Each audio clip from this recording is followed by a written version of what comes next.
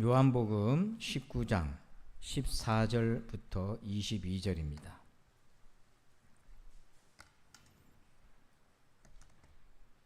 우리 함께 19장 14절부터 교독합니다. 이날은 유대인의 준비일이요 유월절의 준비일이요 때는 제6시라. 빌라도가 유대인들에게 이르되 보라 너희 왕이로다.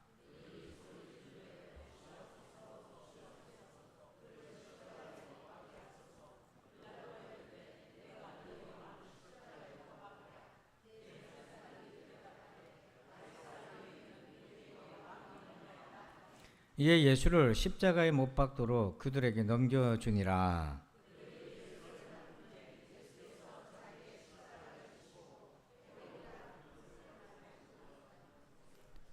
그들이 거기서 예수를 십자가에 못 박을새 다른 두 사람도 그와 함께 좌우편에 못 박으니 예수는 가운데에 있더라.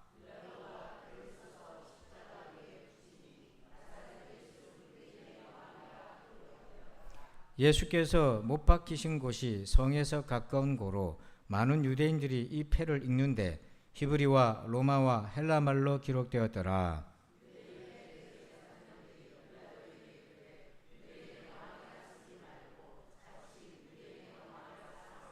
다 함께 빌라도가 대답하되 내가 쓸 것을 썼다 하니라. 아멘. 할렐루야.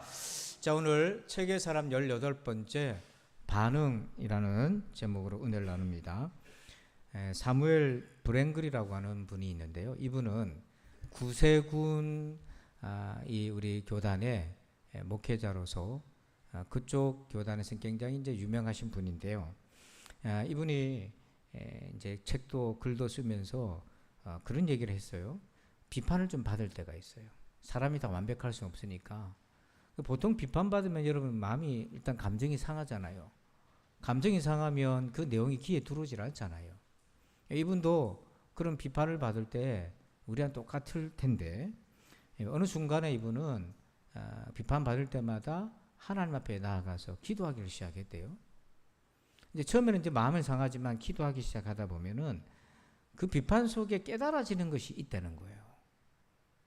그러면서 자기를 돌아보고 또 부족한 것도 알고 또 그 과정에서 우리 주님과 가까워지는 체험을 하게 된 거예요. 그러다 보니까 자기가 비판을 받든 안 받든 그거랑 상관없이 주님에게 더 가까이 가게 되는 그런 은혜를 얻게 되었다는 거죠. 그것 때문에 평생 예수님을 떠나지 않을 수 있었다. 그런 얘기를 합니다. 혹시 이제 여러분들도 마음 상하는 얘기를 듣거나 비판을 받을 때 여러분 주님께 가까이 나아가 보십시오. 그러면 그걸 통해서 하나님이 또 다른 은혜를 주셔요. 이게 반응이거든요. 신앙생활은 이 반응을 잘해야 됩니다. 이 반응을 감정적으로 자꾸 끌고 가게 되면 신앙생활이 굉장히 어려워요. 어딜 가든지 마찬가지예요. 그래서 오늘 우리가 반응을 잘해야 되는데 이 반응이 우리에게 아주 중요하게 해야 될 세 가지 반응이 있어요. 오늘 하나님이 빌라도를 통해서 우리에게 말씀을 하셨어요. 그 말씀을 들었던 유대인들과 오늘 우리가 해야 될 반응이 꼭 세 가지가 있는데 그걸 한번 보겠습니다. 자, 우리 14절 한번 같이 볼까요? 같이 읽습니다. 시작. 이날은 유월절의 준비일이요 때는 제6시라. 빌라도가 유대인들에게 이르되 보라 너희 왕이로다. 예수님이 체포되어서 빌라도 총독에게 신문을 받고는 가시 면류관을 쓰고 흉포를 입고 유대인들 군중들 성난 군중들 앞에 서게 됩니다. 그때 빌라도가 그 군중들에게 뭐라고 예수님을 소개하냐면 보라 너희 왕이로다 이렇게 얘기해요. 그런데 2000년 전에 그렇게 소개한 말씀이지만 오늘 이 시간에 하나님께서 우리에게 말씀하시는 거예요. 가시 면류관을 쓰고 피 흘리고 계신 예수님을 향해서 우리에게 하나님이 보라 너희 왕이로다 이렇게 얘기하세요. 그러면 이 말씀을 들었을 때 이 말씀은 우리에게 숨겨져 있는 우리가 아직 보지 못하는 세 가지 중요한 진실을 드러내줘요. 그 반응이 우리에게 일어나야 된다는 거예요. 그 세 가지 중요한 반응, 진실이 뭔가? 자, 오늘 첫 번째로 1번 제목을 봅시다. 시작. 내게 다른 왕이 있다. 자, 빌라도의 이 말을 들었던 유대인들이요 너희 왕이로다 했을 때 이 사람들이 화가 나서 뭐라고 본심을 드러냈냐면 19절 같이 읽어봅시다. 시작. 그들이 소리 지르되 없이하소서 없이하소서 그를 십자가에 못 박게 하소서. 빌라도가 이르되 내가 너희 왕을 십자가에 못 박으랴. 대제사장들이 대답하되 가이사 외에는 우리에게 왕이 없나이다 하니. 보라 너희 왕이로다 하고 예수님을 소개했는데 유대인들이요 진심이 드러났어요. 가이사 외에는 우리에게 왕이 없습니다 이렇게 해버린 거예요. 가이사는 로마 황제잖아요. 흡사 일제강점기 때 우리나라 사람들이 우리에게는 왕이 없고요 천황만이 우리의 왕입니다 이렇게 말하는 거 똑같아요. 이 말은 뭐냐면 보라 너희 왕이로다 예수님 앞에 그렇게 우리가 말씀을 들었을 때 그 말씀 안에서 우리에게 드러내는 사실은 내가 숨겨놓은 우상 다른 왕이 있다는 거예요. 신앙생활은 여러분 예수를 믿는다는 것은 예수님을 왕으로 모시고 섬긴다는 겁니다. 그리고 예수님이 이 세상을 통치한다는 걸 믿는다는 거죠. 비록 우리 눈에는 불합리해 보이고 불의가 횡행해 보이나 그 모습으로 판단하지 아니하고 하나님의 구원의 지혜와 섭리를 의심하지 않고 바라보며 주님을 왕으로 모시고 사는 거예요. 그래서 내 마음의 주인도 하나님이 되시는 거죠. 그런데 실제로는 입술로는 우리가 예수님 왕이라고 말하지만 우리 속으로는 다른 왕이 있다는 거예요. 오늘 여러분에게서 가이사는 어떤 존재입니까? 누가 있습니까? 뭐가 여러분의 진짜 왕이 있습니까? 지금 잠깐 이 말씀을 듣고 피상적으로 생각해서 나 그런 왕이 없는데 그렇게 생각하지 말고 이 말씀 성령의 조명을 받고 잘 새겨들어서 한번 일주일 내내 내게 숨겨져 있는 가이사가 뭔가 실제로 내가 의지하고 있는 왕이 뭔가를 한번 찾아보는 귀한 시간 가졌으면 좋겠어요. 자, 그런데 여러분 이 가이사를 찾아내는 말씀이 있습니다. 세 가지 말씀이 있는데 이걸 통해서 내 속에 가이사가 있는지 한번 찾아보았으면 좋겠어요. 그러니까 첫 번째는 뭐냐면 행복을 하나님 외에서 찾는 것. 여러분 이런저런 일이 다 행복할 수 있는데 행복의 그 퍼센테이지가 하나님 말고 다른 것이 더 커 있는 거 그게 우상이라는 거예요. 그게 가이사라는 거예요. 자, 야고보서 4장 9절에 보니까 슬퍼하며 애통하며 울지어다 너희 웃음을 애통으로 너희 즐거움을 근심으로 바꿀지어다. 지금 초대교회 성도들이 웃고 있고 즐거워하고 있다는 거예요. 근데 이것이 하나님이 기뻐하시는 웃음과 즐거움이라면 그걸 애통으로 근심으로 바꿀 이유가 없어요.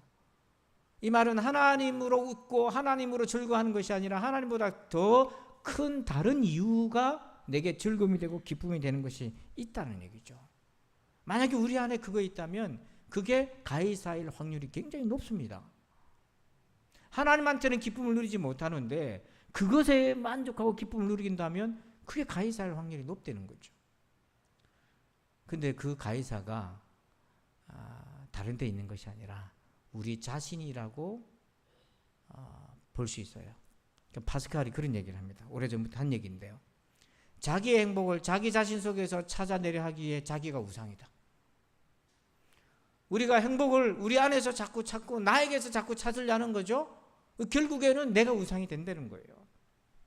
여러분 우리 안에는 내 힘으로 내 안에서 뭔가 행복을 찾아낼 방법이 없어요.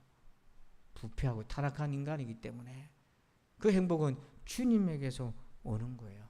그래서 여호와 샬롬이라고 하잖아요. 샬롬은 평안, 행복이란 말인데요. 그게 하나님으로부터 오는 거예요. 혹시 여러분 여호와 샬롬 말고 가이사 샬롬 하는 것이 없습니까? 두 번째 찾아내는 방법이 있어요. 우리를 죄와 사망으로 이끌고 가는 거, 그게 가이사입니다. 자, 야고보서 1장 15절을 같이 한번 읽어볼까요? 시작. 욕심이 잉태한 죄를 낳고 죄가 장성한 사망을 낳느니라. 이건 영적인 원리예요. 하나님 우리에게 가르쳐 주신 영적인 원리예요. 갑자기 어느 날 우리가 죽음에 처해지는 것이 아니라 그 시작이 욕심으로부터 정욕으로부터 시작이 되고 그 단계에서부터 싸우지 않으면 방치해버리면 그 욕심 우리에게 죄를 실행에 옮기게 만들고 그 다음에 이 죄가 점점 더 커져서 우리를 죽는 길로 인도한다는 거예요. 자, 그런데 여기에 가이사가 숨어 있어요. 우리가 욕심을 가볍게 보고 이 정도 내가 참을 수 있다. 실제로 참을 수 있는 욕심이 있어요. 그런데 이게 자꾸 나를 죽음의 길로 끌고 가는 걸 알면서도 멈추지 못한다면 그게 가이사인 거예요. 자꾸만 내가 이거 놓지 않고 끌고 가면, 나를 끌고 가면 이게 내가 결국엔 죽는데 망하는데, 그걸 알면서도 이거 못 버리는 거 있어요? 그 가이사예요, 그게. 그래서 여러분 한번 돌아보세요. 내가 지금 이렇게 자꾸 가면 안 되는데, 어려움을 겪는데, 그 뻔히 결과 보이는데도 미련을 못 버리고 붙들고 있는 그것이 무엇인지 한번 찾아보세요.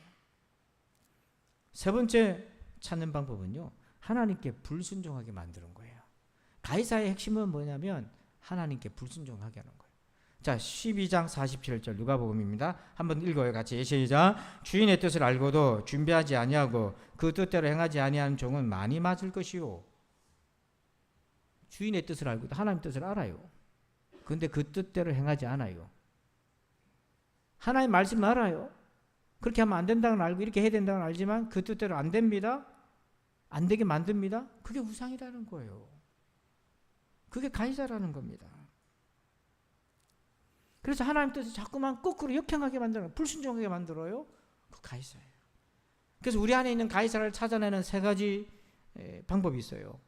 첫째가 정리하면 하나님 외에서 행복을 찾게 만드는 그곳, 죄와 사망으로 이끄는 그곳, 불순종하게 만드는 그곳, 그게 가이사예요. 뭐로 포장하든지 그게 가이사입니다. 그게 여러분들이 섬기고 있는 왕이래요. 저와 여러분이 다른 왕으로 품고 있는 거예요. 그래서 보라, 너희 왕이로다 라는 빌라도를 통해 하신 말씀 앞에 하나님은 오늘 저와 여러분이 어떤 반응을 하기 원하냐면 내 안에 숨겨놓은 가이사를 드러내어서 여러분 내려놓기를 주의 이름으로 축원합니다. 내려놓으셔야 돼요. 지금 당장 내 가이사가 뭔지 생각이 안 날 수 있어요. 근데 말씀을 가슴에 딱 새기고 주보에도 적고 일주일 내내 한번 기도해 보십시오. 여러분의 가이사를 찾아야 돼요. 두 번째로 2번 제목 읽어봅시다. 시작. 나는 반역자이다. 보라 너희 왕이로다 라고 하는 선포 앞에 우리가 두 번째로 보여야 될 반응이 있는데요, 내가 반역자라는 반응이 나와야 돼요. 자, 18절을 같이 읽어봅시다. 여러분들 한번 읽어주실까요? 시작.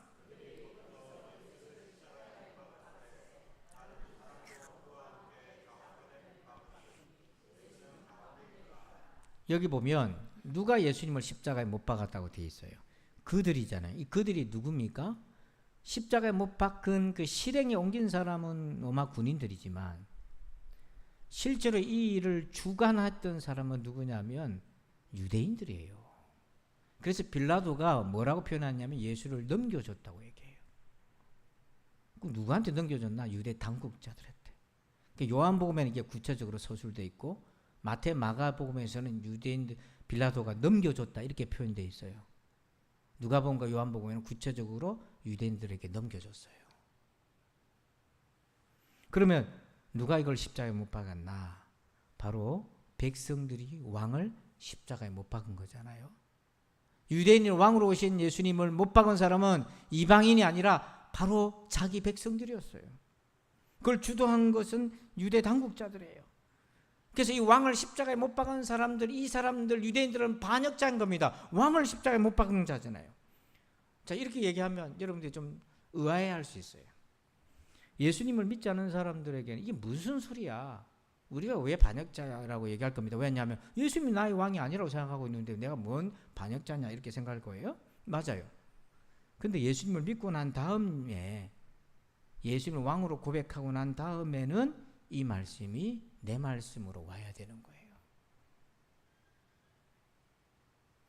여러분, 예수님을 믿는다는 건요, 우리가 어떤 존재인지를 가면들을 다 벗기시고 우리가 어떤 존재인 걸 드러내 주셔요. 그래서 예수를 믿어야 내가 누군지를 알아요. 내가 어떤 사람인지를 알아요. 여러분, 우리는 반역자입니다. 시시각각 하나님께 반역하는 존재예요. 좀 거부감이 들 수 있을 거예요. 근데 왜 제가 이 말씀을 드리냐면, 여러분, 우리가 예수 믿기 전에 죄를 지을 때 죄를 실행 옮기기 전에 내 안에서 어떤 그 반응이 먼저 진행이 됩니까? 과정이 내 양심을 위반해야 되잖아요. 내 양심이란 게 있잖아요. 그걸 속여야 죄를 짓는 거잖아요. 위반해야. 그럼 예수 믿는 사람은 양심이 아니라 누가 안에 있습니까? 하나님 계시잖아요. 그럼 내가 죄를 지을 때 누구에게 먼저 반역을 하고 거스르고 죄를 옮기게 됩니까? 하나님인 거예요. 모든 죄는, 신자의 모든 죄는 하나님에 대한 반역의 과정을 통과하고 실행에 옮기는 거예요. 설령 나 죄 지을 때 그런 생각이 없어요. 내가 언제 의도적으로 하나님께 반역한다고 내가 죄를 짓나? 맞아요. 저도 죄를 지을 때 있습니다. 실수할 때도 있고 잘못할 때도 있는데, 그때 제가 하나님께 반역하겠다고 십자가에 예수님을 다시 못 박게 하려고 죄 짓는 거 아닙니다. 유혹이 오고 싸우는데 그게 절제가 안 되고 못 이기니까 어쩔 수 없이 그렇게 되는 경우가 많아요. 절대로 제가 예수님께 반역하려고 죄를 지은 게 아니에요. 근데 그건 내 생각이고 내 안에 어떤 과정을 거치냐면 하나님께 불순종의 과정을 거친 후에 그 죄를 짓게 되는 것은 속일 수가 없는 거죠. 그래서 죄를 어떤 도덕적 규범의 위반이라고 생각하는 것과 반역이라고 생각하면 이게 전혀 색깔이 다르잖아요. 예수님이 그걸 적나라하게 보여주셨어요. 포도원 비유로 들어주셨는데, 포도원 주인이 농부들한테 농사를 맡겼습니다. 그리고 먼 나라에 가셨어요. 그 때가 돼야 결산을 하기 위해서 자기 종들을 보냈는데 농부들이 종들을 때리고 죽이고 열매들을 결산을 하지 않았어요. 주인이 화가 나서 자기 아들을 보냈어요. 그러면 존대하리라.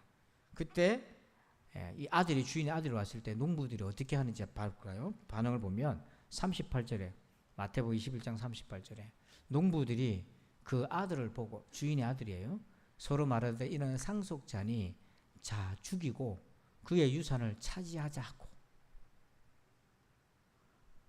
저 상속자, 저 사람만 죽으면 주인은 나이가 많아서 이제 죽을 거니까 이거 우리가 차지할 거다. 자, 농부들이 누굽니까? 주인과 계약 관계잖아요. 근데 아들을 죽이자고요. 이 말은 뭐냐면 그 죄를 도모하는 그 순간에 이 농부들은 주인과 맺은 언약을 깨고 있는 거예요. 그걸 전제로 이 지금 음모를 꾸미고 있는 거예요. 제가 이렇게 자기 비하처럼 들릴 수 있을 정도로 우리가 반역자라는 얘기를 왜 합니까? 그 이유가 있어요. 이 자리에 앉아있는 누구도 유혹에 대해서 면역력을 완벽하게 가진 사람 아무도 없습니다. 예수님 빼고. 그래서 고린도전서 10장 12절에 하나님이 이렇게 얘기하셨어요. 한번 읽어봅시다. 시작. 그런즉 선줄로 생각하는 자는 넘어질까 조심하라. 여기 선줄로 생각하다, 이 말이 어떤 의미냐면 유혹을 충분히 이길 수 있다고 생각하는 자, 이 뜻이에요. 그래서 넘어지는 겁니다. 조심해야 된다. 이 조심의 출발점이 뭐냐면 나는 반역자라는 걸 인정하고 늘 기억하고 있어야 되는 거예요. 삼손이 그 용맹한 장수가, 낙이 특별을 가지고 블레셋 사람들을 물리쳤던 그 용맹스러운 삼손이 누구한테 넘어졌냐요? 들릴라라고 하는 힘없는 여인에게 넘어졌잖아요. 왜 넘어졌습니까? 이 정도쯤이야 자기를 선줄로 생각한 거예요. 다윗도 넘어졌습니다. 골리앗을 무너뜨리고 만만이라고 불리던 그런 전쟁터에서 승리를 거뒀던 다윗이 부하 장수의 아내를 빼앗아 왔어요. 모르고 빼앗은 게 아니라 알고도 빼앗았어요. 왜 넘어졌습니까? 이 정도는 내가 커버할 수 있다, 감당할 수 있다, 오판한 거예요. 그래서 넘어진 거예요. 왜 이 부끄러운 영웅들의 부끄러운 얘기들을 성경에 기록했을까요? 좀 미화시켜서 삼손도 다윗도 영웅처럼 안 좋은 걸 싹 빼버리고 편집하고 부끄러운 거 빼면 되는데 왜 그걸 다 집어넣었을까요?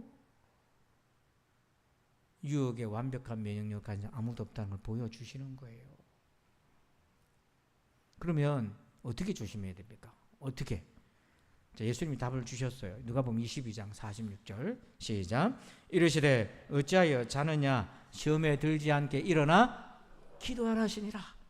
자, 시험이 오지만 그 시험에 들지 않으려면 뭐 해야 된다고 되어 있어요? 기도해야죠. 지금 시험이 여러분 눈앞에 와 있습니다. 여러분 문을 두들고 있어요. 여러분 마음의 문을 열고 마귀가 들어오려고 그러고 죄가 들어오려고 그러고 유혹이 들어오려고 그러는데 가만히 앉아서 텔레비전 보고 앉아있으면 어떻게 이겨요? 정신 차려야죠. 하나님 앞에 나가서 기도해야죠. 그동안엔 바쁘다는 핑계로 새벽기도 못 나왔으면 지금 여러분 사느냐 죽느냐입니다. 내 영혼이 피한다고 될 일이 아니에요. 10년 전, 20년 전에 있던 상처가 지금도 영향을 미치는데 지금 피한다고, 해결 안 보고 피한다고 그게 없어집니까? 아니에요. 착각하면 안 돼. 그게 속는 거예요. 기도하시길 바랍니다. 저는 요즘 섬뜩한 장면을 보는데요. 여름 되면 귀신 드라마나 좀비 영화 이렇게 많이 나오잖아요. 그 여러분 그냥 보면 안 됩니다.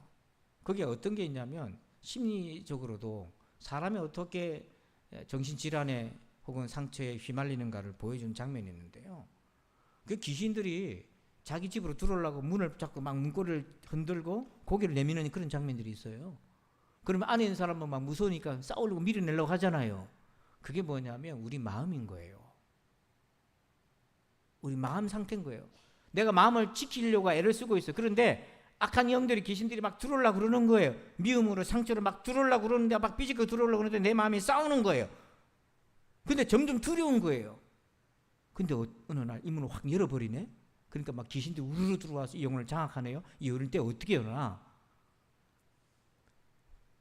가족이나 자기가 좋아하거나 사랑했던 사람으로부터 상처받을 때 스스로 분노가 조절이 안 돼서 자기가 확 문 열어버리는 거예요. 그러면 귀신들이 우르르 들어와가지고 그 사람을 장악합니다. 그게 뭐냐면 마음이 깨져버리는 거예요.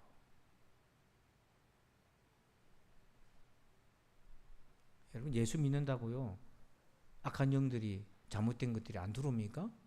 예수님한테도 시비 거는데요. 우리가 뭐라고요? 그래서 예수님이 우리에게 가르쳐준 기도가 있잖아요. 주기도에 이렇게 되어 있어요.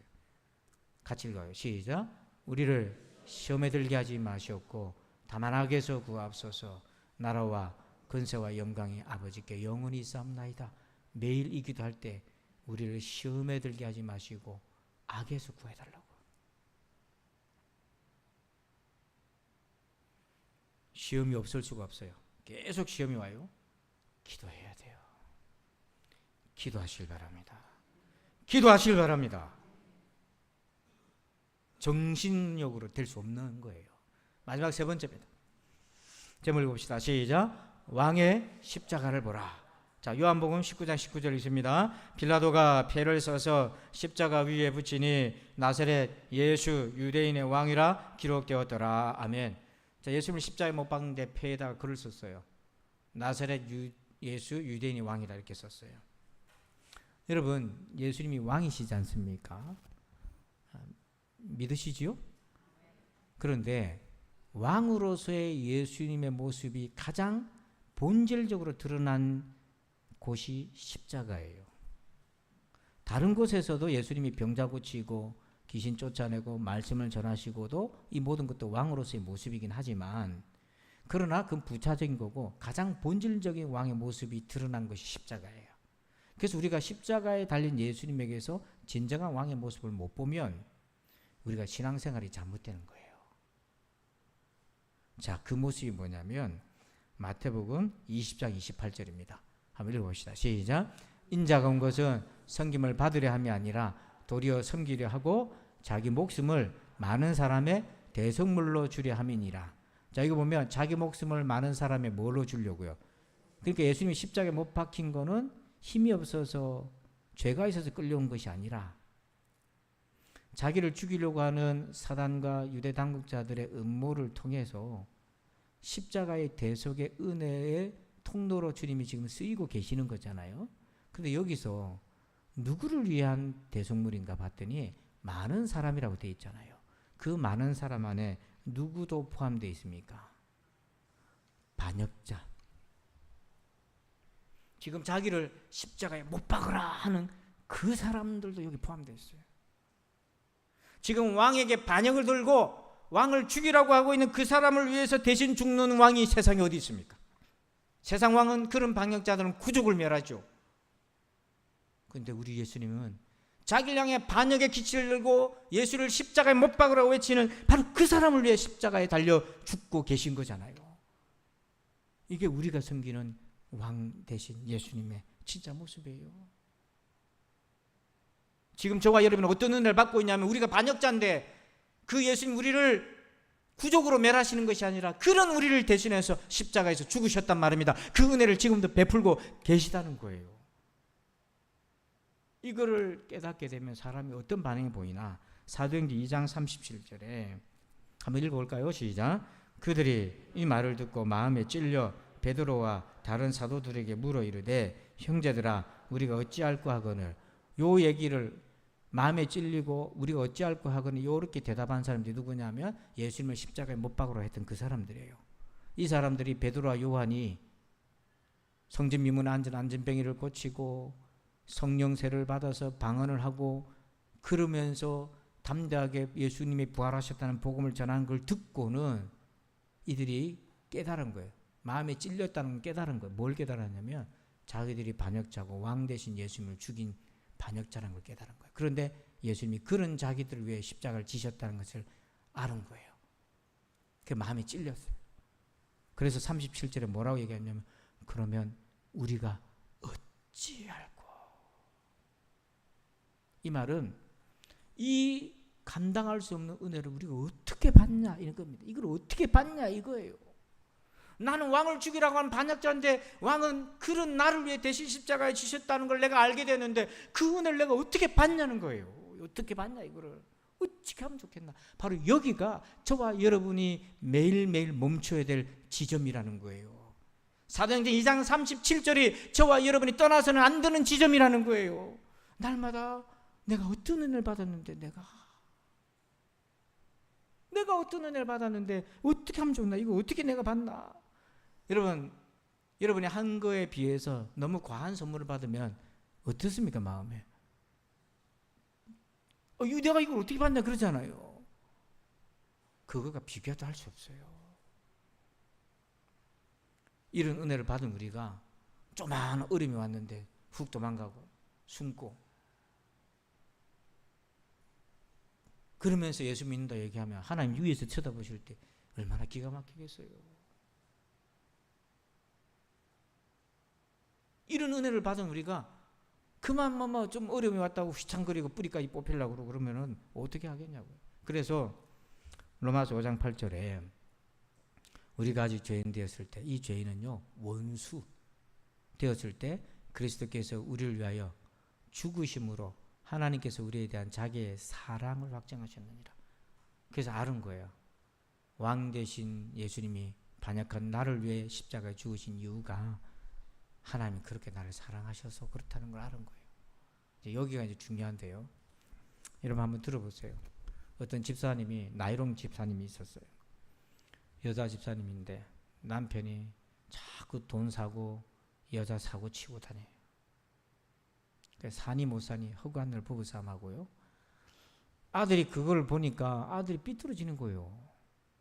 그래서 아들이 굉장히 폭력적으로 변하고 공부도 안 하고 말씀 피우고 엄마한테 대들고 나이롱 집사하지만 그래도 살아보겠다고 했는데 이게 안 되는 거예요. 딱 죽고 싶은 거예요. 근데 이 일로 하나님 앞에 나오게 됐어요. 그것 때문에 기도하게 됐어요. 그래서 하나님을 만났는데 그때부터 나이롱이 아니라 순면 집사가 이제 되기 시작했어요. 순면. 근데 순면 집사 됐다고 남편이 돌아왔나? 아들이 바뀌었나? 아니에요. 여전히 남편은 속썩이고 아들도 여전히 반항하고 있어요. 그래서 그걸 보고 있던 구역 식구 한 사람이 집사님 그렇게 기도하고 하는데 남편이 안 바뀌고 애들도 저리 속을 썩이는데 괜찮습니까? 어떻게 버팁니까? 자기가 나이롱 될 때는 죽고 싶다 이 생각밖에 없었어요. 이혼하고 깨지고 내 죽고 싶다 이렇게 생각이 들었는데 순면 집사가 되고 나니까 그런 생각보다는 내 남편과 아들을 좀 어떻게 잘 섬길까 이 생각이 오는데 이해가 안 되잖아요. 왜 그렇게 생각이 됩니까? 물었더니 이 얘기를 하더래요. 자기가 신앙생활을 하는데 안식을 누리는 지점이 있다. 남편 때문에 아들 때문에 내가 머리가 복잡하지만 그래도 내가 안식을 누리는 지점이 있다. 그게 뭔데요? 예수님이 남편이나 아들보다 내가 결코 나은 바가 없는데 나를 위해 이 반역자인 나를 위해 십자가에 돌려 죽으신 그 하나님의 사랑, 그 사랑 안에서 내 숨 쉰다.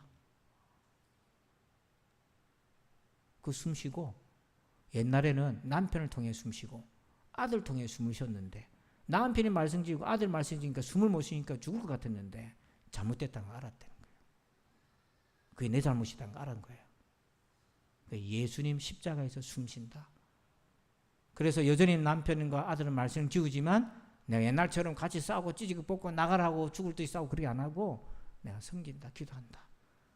그랬더니요, 남편도 아들도 크게는 아닌데 1cm씩 박힌다. 1cm씩. 여러분, 어디서 숨 쉽니까? 월급에서 숨 쉬어요. 아내나 남편에게 숨을 쉬고 있어요. 아들, 딸들에게 숨 쉬고 있어요. 여러분, 명함에 숨 쉬고 있습니까? 그걸로 숨 쉬면 여러분 그걸로 숨 막힙니다. 예수님에게 숨 쉬길 바랍니다. 보라, 너희 왕이로다. 하나님이 빌라도 입을 통해서 성난 군중 우리에게 얘기하셨어요. 그때 우리 속에서 나와야 될 반응 세 가지. 첫째, 내게 가이사가 있다. 솔직하게. 두 번째, 나는 반역자다. 한순간도 잊으면 안 돼요. 셋째, 왕의 십자가를 보라. 그럼에도 불구하고 하나님의 아들이 나를 어떻게 사랑하시는지 거기에서 숨 쉬면서 어떤 어려움이 있어도 저하고 여러분하고 같이 잘 이겨나가시기를 주의 이름으로 축원합니다. 아버지 감사합니다. 이겨나가게 도와주시옵소서. 보라, 너희 왕이로다. 이 준엄한 하나님의 복음의 선포 앞에 부끄럽게도 내 안에 다른 왕이 있었음을 발견하고 그 다른 왕을 하나님 내려놓고 버리게 하여 주시고, 보라, 너희 왕이로다. 그 선포 앞에 내가 그 왕을 십자가에 못 박으러 외쳤던 반역자인 것을 한순간도 잊지 말게 하여 주시고, 그럼에도 불구하고 왕이 십자가에서 죽으심으로 나를 향한 하나님의 형언할 수 없는 그 사랑을 주셔서 이 땅에서 숨쉬고 살아가게 하신 은혜를 감사합니다. 이 은혜 안에 머물게 하여 주옵소서. 예수님의 이름으로 기도합니다. 아멘. 우리 다 함께 자리에서 일어나십니다. 우리 송영, 우리 1장을 찬양 드리겠습니다.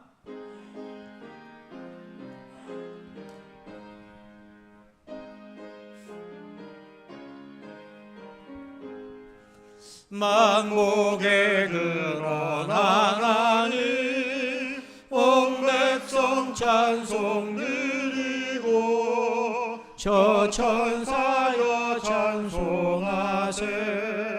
찬송 성부 성자 성령. 아멘. 이제는 우리 구주 예수 그리스도의 은혜와 하나님 아버지의 그 크고 놀라우신 사랑하심과 성령님의 감화감동 교통 은혜 충만하심 역사하심이, 보라, 너희 왕이로다 라는 선포 앞에 내 안에 숨겨놓은 가이사를 발견하고 내가 반역자임을 깨닫고, 그럼에도 불구하고 그런 나를 향한 왕의 십자가의 놀라운 은혜 안에 숨쉬며 안식하며 살기를 원하는 우리 모두들 위해 이제부터 영원토록 함께 계실지어다. 아멘.